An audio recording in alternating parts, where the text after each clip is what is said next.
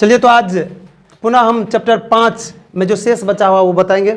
शायद आप लोग को पिछले क्लास में हमने बताए थे उद्योग के वर्गीकरण पर कच्चे माल के स्रोत के आधार पर। कच्चे माल के स्रोत के आधार पर था 4 प्रकार। कौन? पहला था कृषि आधारित उद्योग। कृषि आधारित उद्योग अर्थात उस उद्योग को कहा जाता है जिसमें जिसमें कच्चे माल की प्राप्ति कृषि क्षेत्र से होती है, कृषि से आती है कच्चा माल, उसी को कहते हैं कृषि आधारित उद्योग। और दूसरा था खनिज आधारित उद्योग। तो खनिज आधारित उद्योग उस उद्योग को कहा जाता है जिस उद्योग में कच्चा माल कच्चे माल के रूप में खनिज का उपयोग होता है, खनिज के रूप में खनिज का उपयोग होता है, उसको कहते हैं खनिज आधारित उद्योग कहा जाता है। और तीसरा था समुद्र आधारित उद्योग। तो वैसा उद्योग जिस उद्योग में कच्चा माल समुद्र से प्राप्त होता है या समुद्र में जो वस्तु होते हैं उसको कच्चा माल के रूप में उपयोग किया जाता है, उसको कहते हैं, जैसे हमने बताए थे कि मछली का जो तेल बनता है, अपने जो नमक जो बनाते हैं, सीप से जो कोई वस्तुएं बनाई जाती है, वो सब जो उद्योग होता है तो समुद्र उद्योग कहलाता है। और चौथा था वन उद्योग। वैसा उद्योग जिस उद्योग में कच्चा माल की पूर्ति कहाँ से होती है? जंगल से होती है। नहीं, अर्थात हमने इसका अच्छा उदाहरण बताए थे कि ये जो टेबल डेस्क बनता है जिसको कहते हैं हम लोग फर्नीचर उद्योग, तो फर्नीचर उद्योग जो होगा तो उसका में कच्चा माल कहाँ से आएगा? वन से आएगा, तो उसको कहा जाएगा वन आधारित उद्योग। अच्छा, हमने एक चीज़ बताए थे आप लोगों को, वो आज हम नहीं आप लोग को बताएंगे, आप लोग से जानेंगे। और क्या नाम था आपका? ये न्यू विद्यार्थी है, क्या नाम है? सोनी। तुम कच्चा माल समझी है कभी? सुने हैं नाम? अच्छा बताइए तो, क्या अगर जानते हैं तो कुछ हो बोलिए। अच्छा ठीक है, बैठिए। हिम्मत कर रही है ना कि बस तो ये बहुत बड़ा चीज़ हो जाएगा 2-4 दिन में, आज पहली बार ना आए हैं ना। क्या इधर से कोई आप लोग में से कोई बढ़िया से स्पष्ट शब्दों में जवाब मिलना चाहिए, कच्चा माल क्या होता है? एक बोलो। राजा बोलने वाले, थोड़ा जल्दी। जैसे नहीं बोलना है, जैसे नहीं बोलना है ना, सिर्फ कच्चा माल क्या होता है उसको परिभाषित करना है, उसको एक्सप्लेन करना है। सिर्फ कच्चा से जो तुरंत प्राप्त होता है, फिर आप जैसे लगा रहे हैं, जैसे नहीं लगाना है, वैसे बोलिए बिना जैसे के। हाँ, राजा का प्रयास करने दीजिए ना, एक बार प्रयास कीजिए। जैसे नहीं लगा, जैसे कृषि से तुरंत कच्चे माल बाजार में बेचते हैं, फिर आप कच्चा माल लगा देते हैं। बैठिए, अथी जैसे लगा देते हैं। बताइए, आप बताएंगे? बताइए। वैसी वस्तु जिससे किसी वस्तु का निर्माण किया जाता है उसे कच्चा माल कहा जाता है। हाँ, हुआ, बहुत अच्छा। और कोई स्पष्ट शब्दों में? चलिए, तो आपने बताया कि उस वस्तु को कच्चा माल कहा जाता है जिस वस्तु से किसी उद्योग में नया वस्तु तैयार किया जाता है। बिल्कुल हो गया। अर्थात कोई भी उद्योग का वह वस्तु कच्चा माल कहलाता है जिससे उस उद्योग में नया वस्तु तैयार होता है। उस वस्तु को उस उद्योग के लिए क्या कहा जाता है? कच्चा माल कहा जाता है। तो जैसे में ले सकते हैं कि चीनी उद्योग, तो चीनी उद्योग में चीनी किस चीज़ से बनाया जाता है? गन्ना से। तो गन्ना क्या हो गया? कच्चा माल। अब फर्नीचर उद्योग जहाँ टेबल डेस्क बनाया था तो उस उद्योग में लकड़ी से फर्नीचर बनाया था, तो लकड़ी क्या हो गया? कच्चा माल हो गया। अब लोहा इस्पात उद्योग जो होता है उस उद्योग में क्या होता है? तो लोह अयस्क अर्थात खनिज जो होते हैं जिससे लोहा प्राप्त किया था तो उसको क्या कहता है? अयस्क कहा जाता है, लोह अयस्क कहता है। तो उसका उपयोग क्या आता है? उससे लोह इस्पात तैयार होता है, तो उसके लिए लोह अयस्क हो गया। अब कहीं पर क्षर उद्योग है, तो क्षर उद्योग में क्या होता है? तो वही लोहा इस्पात उद्योग में जो तैयार हुआ लोहा का सील, वो उपयोग किया जाता है वहाँ पर। तो क्षर उद्योग के लिए वो लोह इस्पात उद्योग में तैयार किया गया लोहा का सील, वो उसके लिए क्या हो गया? कच्चा माल हो गया। अब कपड़ा उद्योग है कहीं पर, तो कपड़ा उद्योग जो है तो जो धागा कहीं से बन के आया तो उसके लिए धागा क्या हो गया? धागा उद्योग है, कपड़ा उद्योग में धागा बनाने वाला उद्योग है, तो उसमें धागा उद्योग में रुई क्या हो गया? कच्चा माल। क्या अब कच्चा माल पर हम ये किसी भी तरह का सस्पेंस है आपके अंदर? नहीं है तो हम कभी भी पूछते रहेंगे। ये सब चीज़, कुछ चीज़ें हैं बेसिक चीज़, ये सब जानकारी रहेगी तो आपको ये सब पढ़ने में खूब मज़ा आएगा। नहीं रहेगी तो लगेगा कच्चा माल भूख रहे हैं, आपको मालूम ही नहीं है कच्चा माल नहीं। क्या नाम बताई थी आप? क्या समझी? कच्चा माल समझ गए? कल लिख के दीजिएगा हमको कौन चीज़? कच्चा माल। और कच्चा माल 4 तरह से परिभाषित करना है कल आपको। क्या संभव है कि और करें हम? हो जाएगा, ठीक है, थैंक्स। बैठिए। तो ये समझ में आ गया। आज मुख्य रूप से हमको पढ़ना कौन है? आकार के आधार पर। आकार के आधार पर अर्थात उद्योग के जो आकार होता है, अर्थात छोटका, बड़का, मझोलका नहीं, मुख्य रूप से कोई भी उद्योग कोई भी चीज़ है तो उसका 3 गो आकार ही होता है। नहीं, छोटका, मझोलका और बड़का। इधर से लीजिए तो बड़का, मझोलका और इसी को कई शब्द में स्टैंडर्ड शब्द में बांधते हैं कि बृहद उद्योग, बड़े उद्योग, लघु उद्योग, यही सब कहते हैं। तो आकार के आधार पर उद्योग के कितने? 3 प्रकार। कौन कौन? हम कह सकते हैं लघु उद्योग या छोटका उद्योग भी कह सकते हैं। इसको छोटे पैमाने का उद्योग भी कह सकता है मेरे भाई। 3 नाम हम दे रहे हैं, छोटका उद्योग, छोटे पैमाने का उद्योग या लघु उद्योग। तो लघु मतलब भी होता है वही, हाँ एक करें तो हो गया लघु उद्योग। अब सुन लीजिए लघु उद्योग किसको कहते हैं, ध्यान से सुनिएगा, तीनों एक ही बार में हो जाएगा। लघु उद्योग किसको कहते हैं? वैसा उद्योग जिसमें श्रम मतलब मजदूर, श्रम एवं पूंजी का कम उपयोग किया जाता है। श्रम एवं मजदूर, श्रम एवं पूंजी का कम उपयोग किया जाता है, तो उसे क्या कहा जाता है? और इस तरह के उद्योग में जब श्रम और पूंजी का कम उपयोग किया जाएगा तो ऑटोमेटिक ही उत्पादन क्या होगा? कम होगा। तो इस तरह के उद्योग को क्या कहा जाएगा? क्लियर हो गया? अब देखिए ये 2 चीज को आप लोग को दिमाग में रखना है। वैसे कई अधिक आधार पर हम इसको परिभाषित कर सकते हैं, लेकिन आकार की जब बात आया तो इन दोनों चीज़ों से आकार डिफिनिट हो जाता है कि जिस उद्योग में अधिक पूंजी लगाएंगे, जब बड़ा रहेगा तब ना अधिक पूंजी लगाएंगे, और छोटकर रहेगा तो क्या हो जाएगा? अब आपने समझ गए लघु उद्योग को। इसी में 2 तरह के नाम आते हैं, कुटीर भी कहा जाता है। एक तो लघु हुआ, लघुओं से लघु, छोटका क्या कहलाएगा? कुटीर उद्योग कहलाता है। कुटीर उद्योग खास करके उस उद्योग कहते हैं जिसमें मशीन तशीन का उपयोग लगभग नहीं किया जाता है, हाथ से उसमें सामान तमान बनाया जाता है, और मजदूर भी जो होता है वो बाहर से लाया जाता है, परिवार के सदस्य द्वारा ही उसको पूरा कर लिया जाता है। जैसे इसका ले सकते हैं कि अपने गांव समाज में जो सूप बनाने वाला उद्योग है, तो बांस से जो सूप ढकिया तकिया बनता है तो क्या करता है? घर के सदस्य कर लेता है मुख्य रूप से, तो वो क्या हो गया? एक तरह से कुटीर उद्योग। मशीन भी नहीं उसमें उपयोग कर रहा है, कौन कर रहा है? अचार बनाने वाला उद्योग तो घरे का लोग कर लेता है। यहाँ तक कि घर में जो हाथ से अदौरी बनाता है, मशीनों से अदौरी बनता है, लेकिन हाथ से जो अदौरी बन रहा है वो अदौरी बनाने वाला उद्योग भी किस में आ गया? कुटीर। अब उसी में थोड़ा सा नमहरगर जो है उसको क्या कहते हैं? लघु उद्योग, जिसमें थोड़ा मशीन उशीन भी करता है। जैसे कि आप के गाँव में धनकुटिया मशीन होगा उद्योग, तो धनकुटिया किस में आ जाएगा? जिसमें थोड़ा बहुत छोटका मोटका पानी प्लांट हो गया। पानी प्लांट किस में आ गया? इसमें आ गया, इस समय आ गया। तो शायद आपने लघु उद्योग को भी समझ गए। अब हमने कितने इसमें बात बताए थे? 3 ना। तो दूसरा कौन हो सकता है? लघु हो गया, मध्यम हो गया ना, तो छोटका से बड़का की ओर जा रहे हैं ना। हाँ, तो अब हो गया मध्यम या छोटे पैमाने का उद्योग। तो अब मध्यम का तो आप लोग खुद ही दे सकते हैं। मध्यम किसको कह सकते हैं? मध्यम उद्योग। ये ब्लैक वाला था ना, इस पर ब्लैक वाला वो नहीं आएगा इसमें। हाँ वही ना, ब्लैक वाला इसमें आएगा। अच्छा, मध्यम उद्योग किसको कहा जाता है? नहीं नहीं, ऐसे नहीं कहना है। अभी जो मैंने 2 आधार दिया था आपको ना,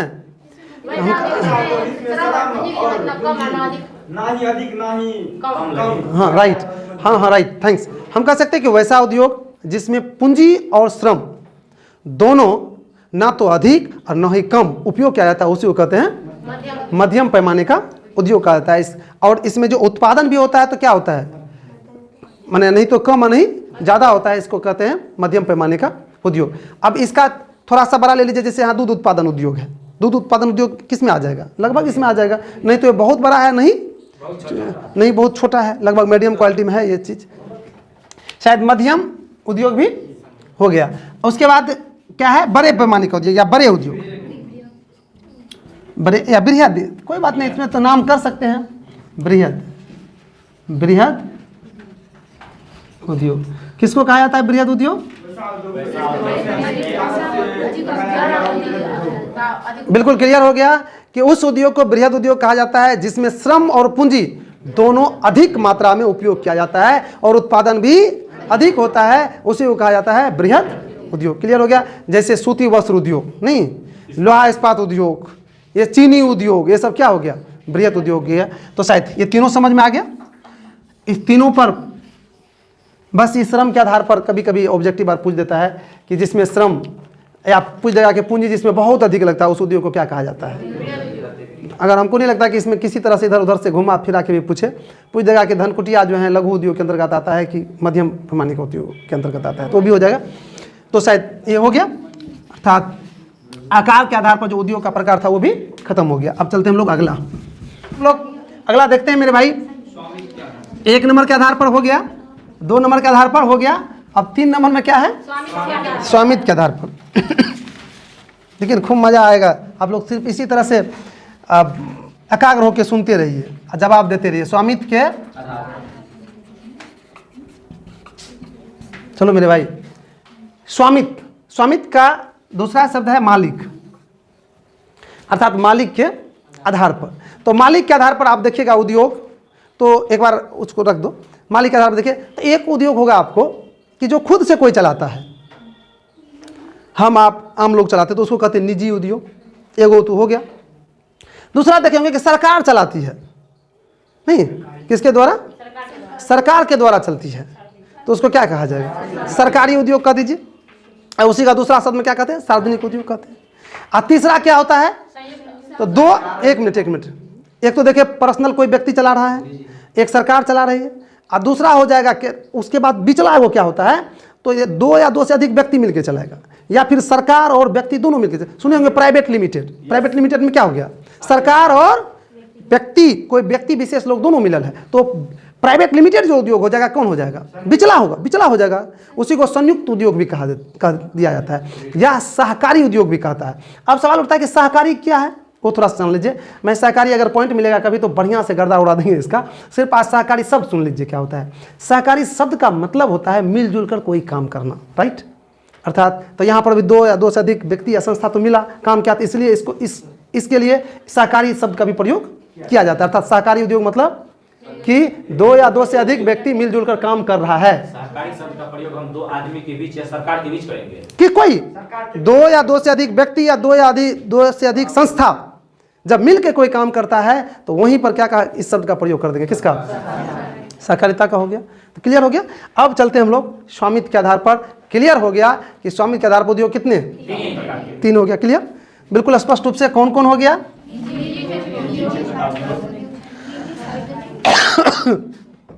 निजी, निजी को हम दूसरा भी नाम कह सकते हैं, व्यक्तिगत उद्योग, नहीं, निजी उद्योग। दूसरा क्या हो जाएगा? सहकारी या संयुक्त। नहीं, वो पहले दीजिए ना, सार्वजनिक उद्योग दीजिए ना, सरकारी या सार्वजनिक उद्योग। सार्वजनिक उद्योग,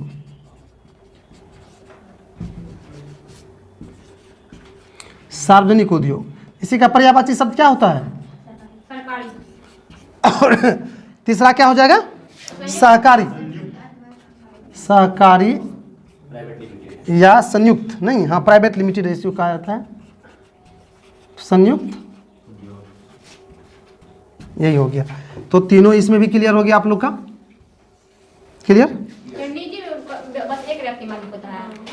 हाँ, एक व्यक्ति विशेष के अधिकार क्षेत्र में जो उद्योग रहता है उसको कहते हैं निजी उद्योग। फिर से एक बार सुन लीजिए ना, एक शब्द में, एक ही दम में हम तुरंत बोल देते हैं। निजी उद्योग उस उद्योग को कहा जाता है जिसका संचालक या मालिक कोई खास या विशेष व्यक्ति रहता है, और उससे जो लाभ होता है उसका फायदा वही विशेष व्यक्ति जो होता है या खास व्यक्ति जो होता है वही प्राप्त करता है, उसका वही लाभ उठाता है, तो उसको कहते हैं निजी उद्योग। सार्वजनिक उद्योग, सार्वजनिक उद्योग उस उद्योग को कहा जाता है जिसका मालिक या संचालक सरकार होती है, जिसका संचालन सरकार द्वारा की जाती है, उस उद्योग को कहते हैं। और इस उद्योग में जो लाभ होता है वह सरकार पूरे देश पर के विकास पर खर्च करती है, ये किसी व्यक्ति विशेष पर खर्च नहीं करती है। और तीसरा है सहकारी या संयुक्त उद्योग, वैसा उद्योग जिस उद्योग का मालिक एक व्यक्ति नहीं, सरकार नहीं, बल्कि 2 या 2 से अधिक व्यक्ति या 2 या 2 से अधिक संस्था या व्यक्ति या सरकार दोनों मिले हुए रहते हैं, उस उद्योग को क्या कहते हैं? सहकारी उद्योग कहा जाता है। हाँ, कुछ कह रहे थे आप? सार्वजनिक उद्योग आप बोले सिर्फ सरकार का अधिकार रहते हैं? जी, उसका संचालन सरकार ही करते हैं उसको, सार्वजनिक उद्योग में। जैसे सर ये दूध का फैक्ट्री है, ये सहकारी उद्योग है, सहकारी उद्योग है। तो ये दोनों व्यक्ति सरकार के लिमिट सरकार और प्राइवेट लिमिटेड है, ये हो गया। लगता है सर सार्वजनिक मतलब सार्वजनिक मतलब सभी के, मतलब क्या सरकार का हुआ तो सभी का नहीं हुआ? सरकार कौन? संपत्ति, आपन संपत्ति। सरकार मतलब कि सबकी संपत्ति। जैसे स्कूल वाला सब का हुआ ना, सरकारी सुविधा तो। हाँ, ये जो है सर सरकारी उद्योग जो है इसमें सरकार और प्राइवेट दोनों आदमी का यानी आय उसमें लगा हुआ रहता है। जी, पैसा रहता है, उसका दोनों तरफ पैसा जाता है। जो जो इन्वॉल्व रहते हैं ना, हाँ, तो जो भी है उसका अपना डील होता है, उन लोग का तो अपना डील होता है ना। तो डील के बाद तो अंदर की बात हो गया, हर उद्योग विशेष पर डील होता होगा, वो तो अलग चीज़ हो गई ना। जैसे हॉस्पिटल में सर एक्सरे होता है, स्कैन होता है, ये भी सरकारी उद्योग में आ गया। नहीं, तो वो आप डायरेक्ट सरकारी है कि क्या है, वो तो आप हर हॉस्पिटल का अलग अलग सिस्टम है ना। जैसे कि अभी देखिए ये जो पीजीआई है, सॉरी पीजीआई कहते हैं, नहीं पटना में जो है वो क्या है, आईजीएमएस है। आईजीएमएस क्या है, ये सरकारी है, वहाँ पर अर्ध सरकारी है, वहाँ पर सरकार भी इन्वॉल्व है, प्राइवेट कंपनी भी इन्वॉल्व है। वहाँ से जो भी बेनिफिट होती है तो सरकार भी है, वो भी लेगा। जी, हो गया। तो स्वामित्व के आधार पर भी उद्योग के प्रकार हो गया। अब चलते हैं हम लोग अगला क्या है,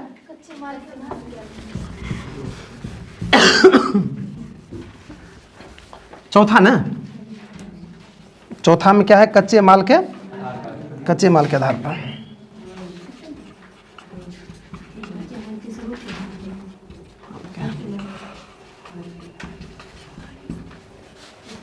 अभी आपने सबसे पहला नंबर में जो था वो कच्चे माल के स्रोत के आधार पर, ये है सिर्फ कच्चा माल के आधार पर। सुन लीजिए, कच्चा माल के आधार पर उद्योग को दो भागों में बांटा गया है, एक भारी उद्योग, एक हल्का उद्योग। भारी उद्योग उसको कहा जाता है जिसमें भारी कच्चा माल का उपयोग किया जाता है और वस्तु भी भारी तैयार होता है, उसको कहते हैं। जैसे लोहा इस्पात उद्योग, लोहा इस्पात उद्योग क्या हो गया,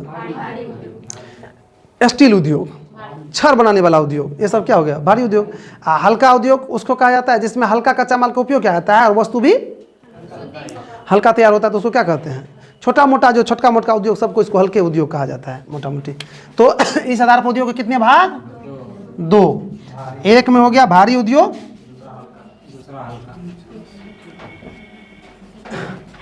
भारी उद्योग, और दूसरा हल्का उद्योग ना,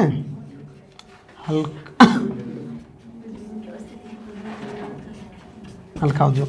तो भारी उद्योग क्लियर हो गया कि वैसा उद्योग जिस उद्योग में कच्चा माल जो उपयोग होता है वो भी भारी होता है, वस्तु भी भारी तैयार होता है, उसको कहते हैं भारी उद्योग। और हल्का उद्योग उस उद्योग को कहा जाता है जिसमें कच्चा माल हल्का होता है और वस्तु भी हल्का तैयार होता है, उसको कहते हैं हल्का उद्योग। क्लियर हो गया। अब चलते हम लोग अगला। तो उद्योगों का वर्गीकरण खत्म। चलिए, अब ये उद्योगों का वर्गीकरण खत्म हो गया। अब अगला टॉपिक क्या है वो बताइए।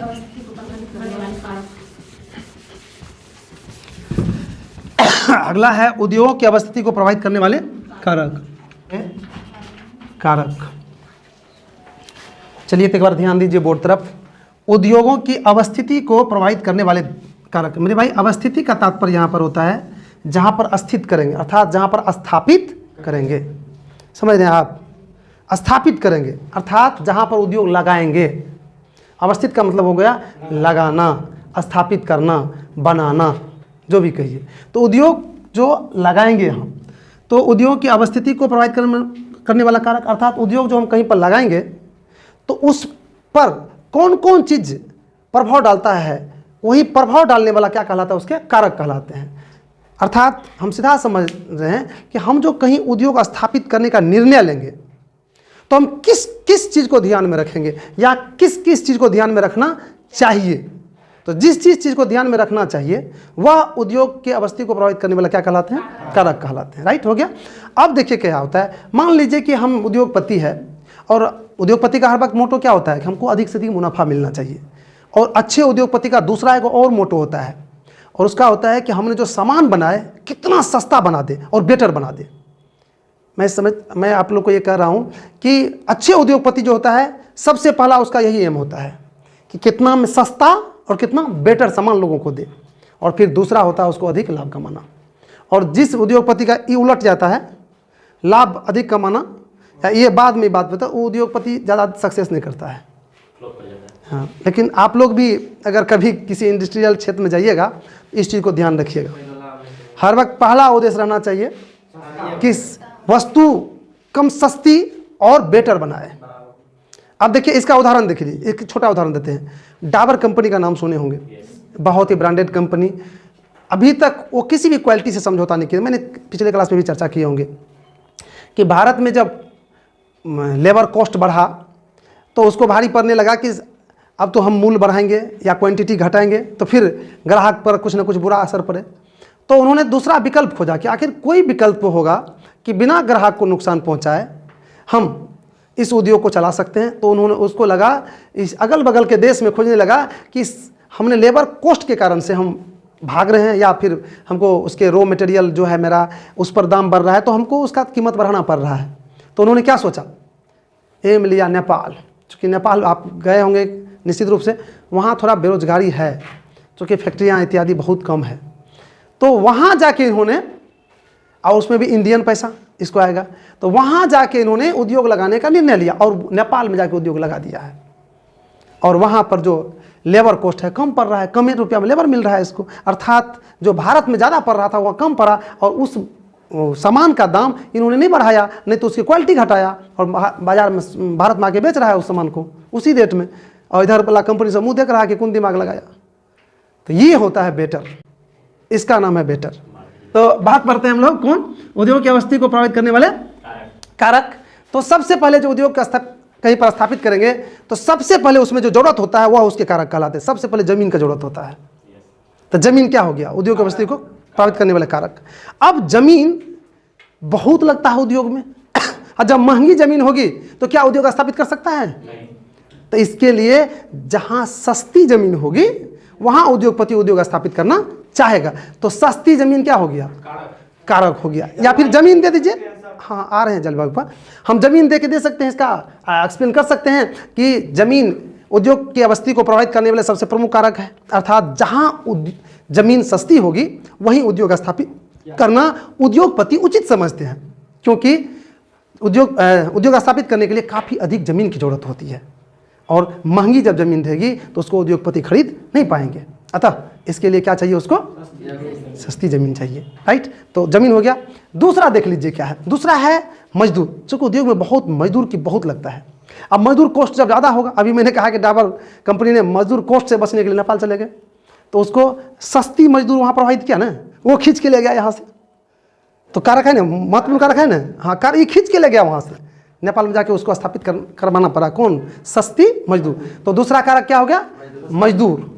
अर्थात जहाँ सस्ती मजदूर होगी, या फिर सस्ती मजदूर भी दे सकते हैं हम, कि जहाँ सस्ती मजदूर होगी वहाँ पर उद्योग स्थापित करने के लिए उद्योगपति चाहेंगे। अर्थात सस्ती मजदूर भी उद्योग की अवस्थी को प्रभावित करता है। और जब दो को चीज़ हो गया तो तीसरा तब देखा जाता है कच्चा माल। कच्चा माल तो अभी बता ही दिए कि उद्योग के उस वस्तु को कच्चा माल कहते हैं, या उद्योग में आने वाले वह वस्तु कच्चा माल कहलाते हैं जिससे नई वस्तु या उपयोगी वस्तु तैयार होता है, नहीं उसको कहते हैं कच्चा माल। तब ये देखते हैं कि हम जो कहीं उद्योग स्थापित करेंगे तो उसके आसपास या कितनी दूरी पर कच्चा माल है। तो जहाँ पर बगल में या आसपास में कच्चा माल रहता है वहीं पर उद्योग स्थापित करना बेहतर समझते हैं। अतः कच्चा माल भी उद्योग की अवस्थी को प्रभावित करता है। अब तीन वो चीज़ हो गया। अब तीन वो चीज़ जब हो गया तो तीनों चीज़ होने पर वस्तु बनेगा, जमीन भी हो गया और मजदूर भी सस्ती हो गया और कच्चा माल सामान बनेगा। अब सामान जब बनेगा तो उसको क्या करेगा, फैक्ट्री में रखेगा, बेचबो न करेगा। तो कहाँ बेचेगा, कहाँ बेचेगा, बाजार में। तो बाजार की नज़दीकता, अर्थात उद्योग की अवस्थी को प्रभावित करने वाले चौथा कारक हो गया बाजार की नज़दीकता। कि उद्योगपति ये भी देखते हैं कि मेरा जो सामान बनेगा तो बाजार नज़दीक होना चाहिए, नहीं तो परिवहन खर्च क्या हो जाएगा, अधिक हो जाएगा। तो बाजार की नज़दीकता भी उद्योग की अवस्थी को प्रभावित करता है। अब देखिए चार को चीज़ हो गया कि बाजार भी मिल गया, आपका जमीन भी मिल गया, मजदूर भी मिल गया और कच्चा भी मिल गया। अब इस समय बनेगा तो बाजार तक सामान जाएगा कैसे, जब टूटल फूटल रोड रहेगा तो इधर घोलट जाएगा, ट्रक नहीं घोलट जाएगा, या फिर लेट लगेगा जाने में। मान लीजिए दूध उत्पादन का उद्योग खोले, उद्योग तो कोई भी हो सकता है ना, तो दूध उत्पादन का उद्योग खोले तो दूध तो फट हो सकता है, और रोड टूटल फाटल होगा तो दूध आने में तो फट जाएगा, रास्ते में तो नुकसान हो जाएगा ना। या फिर श्रमिक आ रहा है वहाँ से तो फिर उसको लेट हो जाएगा आने में, मशीन नहीं आ पाएगा वहाँ से। अब आपको घर में देख लीजिए चिमनी भट्ठा खोलता है, कोई चिमनी भट्ठा वाला देखिएगा कि कोयला वहाँ तक ट्रक नहीं पहुँच पा रहा था। किसके कारण ट्रक नहीं पहुँच पा रहा है, सड़क के कारण से। अर्थात उद्योगपति परिवहन सेवा को भी देखते हैं। परिवहन का तात्पर्य होता है मेरे भाई किसी वस्तु या यात्री को एक स्थान से दूसरे स्थान लाने ले जाने की जो क्रिया है परिवहन कहलाते हैं। इसके अंतर्गत जितनी भी चीज़ शामिल होता है वो परिवहन कहलाता है। अर्थात सड़क भी परिवहन के अंतर्गत आते हैं, रेल लाइन भी परिवहन के अंतर्गत आते हैं, वायु सेवा भी परिवहन के अंतर्गत आते हैं, साइकिल घोड़ा ये सब क्या है परिवहन है। क्लियर हो गया। तो परिवहन जब बेहतर रहेगा तो वहीं उद्योगपति उद्योग स्थापित करना चाहेगा। तो परिवहन भी क्या हो गया, कारक। 5 कारक बता दिए। और 5वां कारक देखिए और क्या है, 5वां कारक, हाँ 6ठा कारक। 6ठा कारक होता है मेरे भाई जल। चाहे कोई भी उद्योग क्यों नहीं हो, उसमें बहुत जल की ज़रूरत होती है, क्योंकि उसमें बड़े बड़े मशीन लगते हैं। उस मशीन को ठंडा रखने के लिए बहुत जल की ज़रूरत होती है। और साथ ही साथ बहुत सारे तो ऐसे उद्योग होते हैं जिसमें जल को मिला के बहुत चीज़ बनाए जाते हैं। तो उस उद्योग में तो जल की भी देखता है कि आसपास में जल है या नहीं है। और 6ठा कारक एक और है, 7वां कारक। मैं आप लोग कहिएगा कि सर उसको पहले क्यों नहीं देना दिए, हम लास्ट में उसको दे रहे हैं। वो है पूंजी। पूंजी, अब पूंजी को हम पहले नंबर पर क्यों नहीं दिए, क्योंकि मैं उद्योगपति की बात कर रहा हूं। तो जिसके पास पूंजी पैसा होगा वही ना उद्योग का सपना देखेगा, तब ना उद्योग का अस्तित्व प्रभावित करेगा। इसलिए इसको हम लास्ट में दे रहे हैं। अर्थात लास्ट वाला है पूंजी। पूंजी भी उद्योग की वस्तु को प्रभावित करता है। अगर आपके पास बहुत पूंजी रहता है तो आप कहीं दूसरों जगह कर लेते हैं, खंडहरों में जाके उद्योग स्थापित कर लेते हैं। जैसे सुपौल में देख लीजिए, वैसे यहाँ पर अपने हॉस्पिटल जो लोकल में है बीके यादव का, तो इसके पास क्या थे, बहुत पूंजी थे। वो जहाँ पर हैं वो हॉस्पिटल, वहाँ बहुत ही गढ़ा था। इन्होंने पैसा लगा के तुरंत क्या किया इसको। उसके बाद दूसरा उदाहरण सुपौल का ही ले लीजिए, इंजीनियरिंग कॉलेज। जहाँ है इंजीनियरिंग कॉलेज वहाँ बहुत बड़े निम्न तलीय क्षेत्र था, जो जिसको तालाब कहते, तालाब था, बड़का तालाब। इस इलाका का लाश उसी में फेंका जाता था। तो सरकार के पास पैसा था तो वहाँ पर जाकर क्या किया, बना दिया। तो पूंजी भी एक तरह से डिपेंड करता है किसको, उद्योग की वस्तु को प्रभावित करता है। तो शायद उद्योग की वस्तु को प्रभावित करने वाला जो कुछ हम कारक बताए, तो उससे समझ गए होंगे कि अगर आप उद्योगपति बनेंगे तो कहाँ पर उद्योग स्थापित करेंगे। नहीं किस क्या संचार का उतना महत्व नहीं है इसमें। हाँ, शक्ति का साधन दे सकते हैं, शक्ति का साधन दे सकते हैं। इसमें कोयला भी आ गया, बिजली भी आ गया, ये सब आ गया। शक्ति का साधन भी दे सकते हैं, उसको भी देखा जाता है कि आसपास में है या नहीं। तो उद्योग की वस्तु को प्रभावित करने वाले कारक हो गया। शायद आज आप आगे नहीं बढ़ पाएंगे क्योंकि आपका समय समाप्त हो रहा है।